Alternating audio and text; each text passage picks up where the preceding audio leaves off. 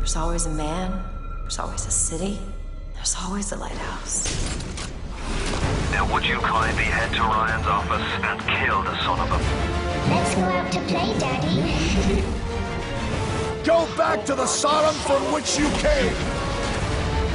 It's time to finish this. Catch! That'll do.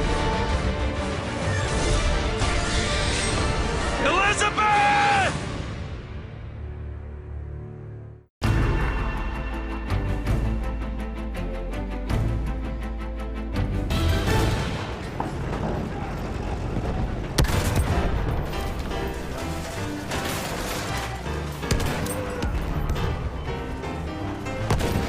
Tanks are OP in Battlefield 1. No surprise there. Despite being a closed alpha build, there's still a lot we can take away from these hunks of metal, so here's an early guide to understanding each of the vehicles and their best practices on the battlefield. 1. Before we take a look at each of the 4 vehicles, let's go through some of the general basics. First off, when you spawn in a vehicle's driver position, you take on the tank class. It's imperative you do so because it grants you the ability to repair. The burden of repairing is you can't be taking any damage, and it also makes your tank inoperable, which sucks. Yet if your engine or tracks are disabled, you're a sitting duck, so you might as well do so. Luckily, all these tanks are equipped with smoke or poison gas, so do your best to save it at the ready. Hitting it will mask your tank, heightening your odds of getting 1 repair counter in, allowing you to bounce out and live to fight another day. Even if your engine and tracks are intact and you're in a sticky situation, hit smoke or gas and throw it in reverse. Be that nifty ninja and keep them guessing. Don't forget the tank class is also packing an anti-tank grenade. So if you're doomed and forced to flee, get back at them and chuck a couple of these, because chances are you're already dead.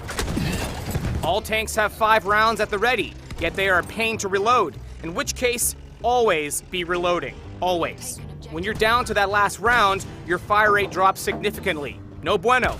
And don't forget, all tanks have a secondary shotgun cannon for infantry. You can drop med packs at capture points. Oh, and the class also gives you a hammer.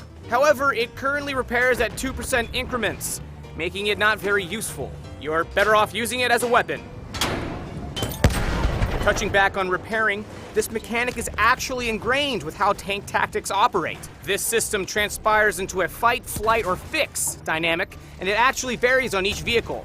Essentially, what tank you're in and what tank you're matched against will completely change your tactics. And that's our segue into dissecting each tank.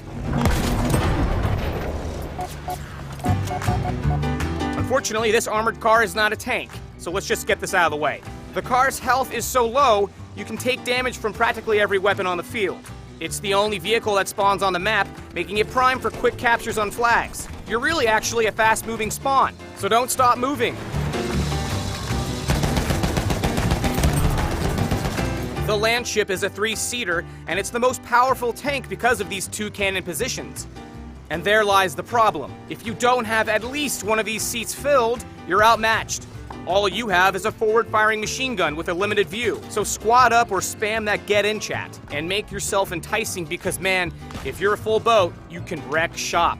As the driver, it's your goal to give your cannon ops love. Consider this approach against an enemy tank.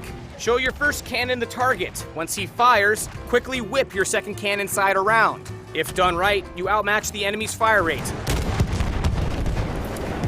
Oddly enough, the heavy tank is actually the fastest tank in the lot. Its top speed doesn't just make it great for capturing midpoint flags, but for laying down up to 3 landmines.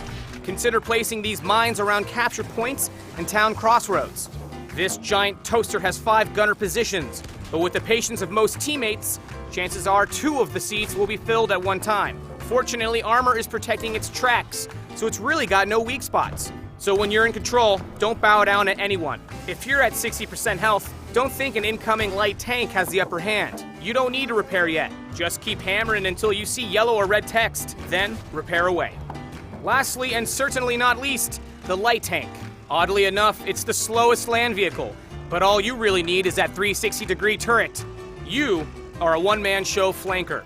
Think outside the box and always be moving. Sure, your cannon isn't as powerful as a heavy tank, that's fine. Circle him while firing.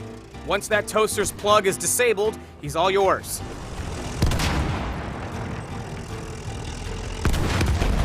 For land ships, it's a different story. Attempt to position yourself to its front or back. Keep in mind, your tracks are your weak point, so attack from straight on whenever possible. And lastly, yes, your poison gas is great for masking getaways, but it's also poison. If you got campers hiding in a capture point, give them a reason to leave. And there you have it, a first look at ground vehicles in Battlefield 1. I hope you learned something today, and if you have any pointers yourself, put them in the comments section, or send them my way on Twitter. Be sure to subscribe for more Battlefield 1 content down the road, and as always, thanks for watching.